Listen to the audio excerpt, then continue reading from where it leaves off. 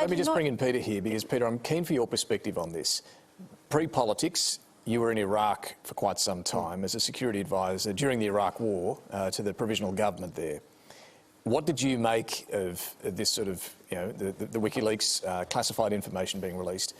And how have you now come to the view, as you have over the last year or so, that you actually think these espionage charges should be dropped?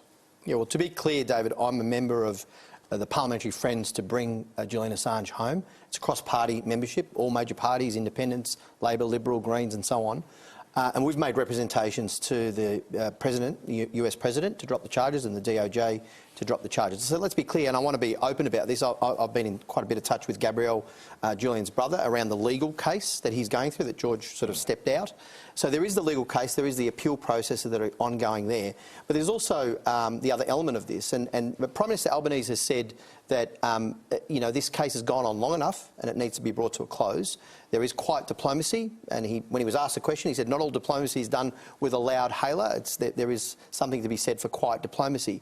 The points that you ask about with respect to whether Julian Assange or not, you can argue the merits of whether he is investigative journalist, and whether the dump of material which wasn't redacted like the Pentagon Papers and others was good journalism or not.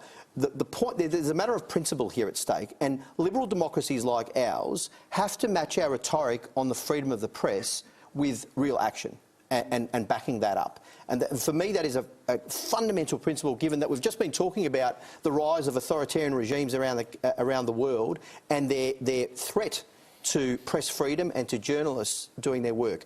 But I want to say too that there are many other Australians who are arbitrarily detained overseas, and we need to pay attention to their cases, whether it's Cheng Li, Dr Yang in China, which the Foreign Minister Wong has raised with her counterpart in their recent meeting, which was the first, by the way, in 3 years, whether it's Sean Turnell in Myanmar, whether it's Robert Peter, who is in a prison in Iraq, and I've been doing some work around that. So these are important matters, and we need to do everything we can to help those Australians be released, like what happened with Kylie. Well, let me ask